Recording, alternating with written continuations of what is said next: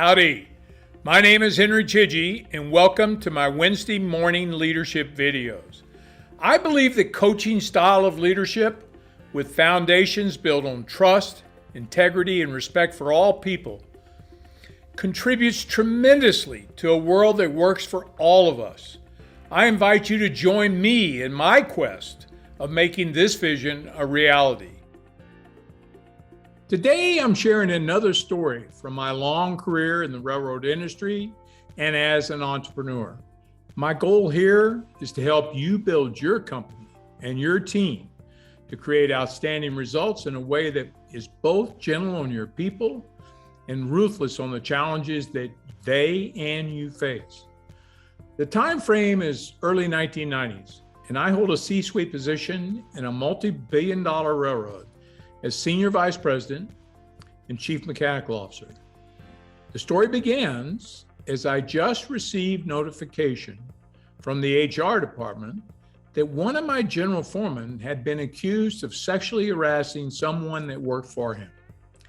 I asked the head of HR who would investigate the detail of the complaint. Would it be her team, my team, or perhaps we could work together jointly? She said she would prefer it if her team would handle it, and also preferred that I kept the investigation to myself until she completed hers. This was my first business-related interaction with her. So, as per my code, I treated her with respect and trust as if I knew her well. I agreed to her request with the caveat that when complete, I would have detailed access to all of her investigation. She agreed to do that. A few weeks go by, and she requested a meeting with me. At this meeting, she says her investigation is complete and that she had developed a preponderance of evidence that my general foreman was guilty of sexual harassment on an employee under his charge who was a carman by craft and also happened to be the local chairman of the carman union at that location. This was the first I knew of the names of the individuals or the location. Interestingly, as a coincidence, in my first job in railroad management, many years before that, both of these individuals had actually worked for and with me. The head of HR said we needed to terminate, that is, fire the general foreman. When I asked her about the details of the evidence, she said it was clear in her mind that the general foreman was guilty. She agreed, though, that there was no hard or verifying evidence, but said we always need to give more weight to the alleged harassed individual and their statements than the alleged harassing leader. I told her I did not see her evidence proving anything, but I would personally interview the general foreman and do my own due diligence with my team, as well as carefully consider her facts and opinions that she had developed. So I went to the location and interviewed the general foreman.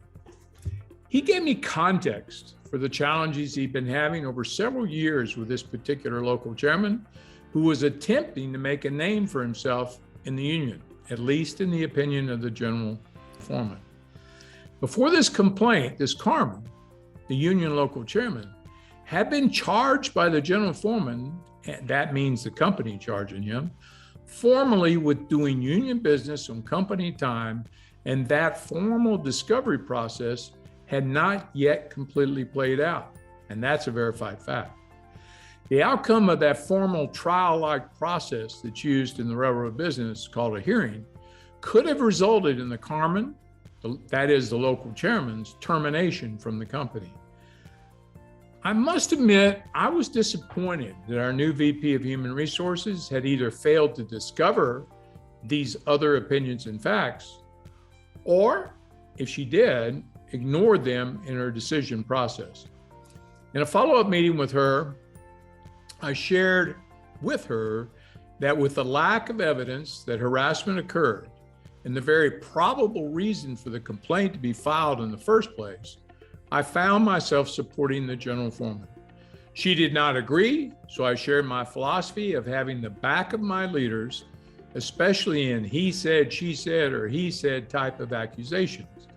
I ultimately refused her request and life went on. About a month later, I received notification that a group of employees in one of my locomotive maintenance plants had filed a sexual harassment claim against the VP of Human Resources. She was discovered and observed entering a male employee's locker room and shower with folks in various degrees of undress and showering. The story I got from my team is that she probably had just stumbled in by accident, but there was no evidence of that either way. But there was lots of evidence the incident actually happened. Of course, I asked her to come speak with me so I could decide what to do next. When she came into my office, she was obviously distraught and frightened. I attempted to put her at ease and asked her to share with me her version of the story. Her story fit well with my team's opinion of what had happened. I told her I believed her and felt there was no merit to these multiple sexual harassment claims and would let the matter drop unless she wanted to open up an investigation as the head of HR.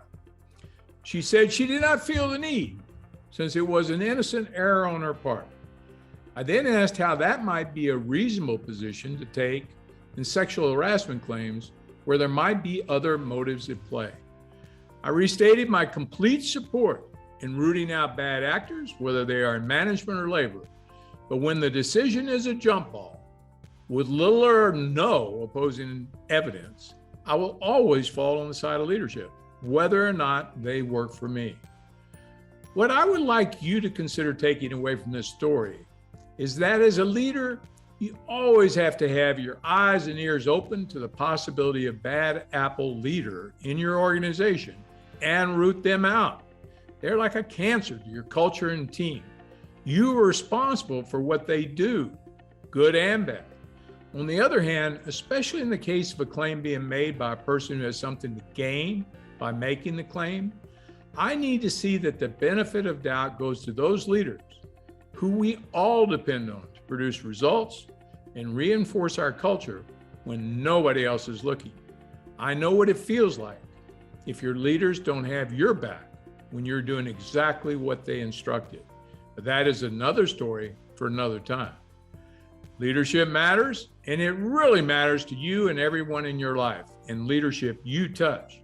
Check out my new hybrid ebook mini video course, Disagree Respectfully, a guide to getting along in tumultuous times. You will love it, and your next Thanksgiving dinner will go a lot better, I promise. Take care for now.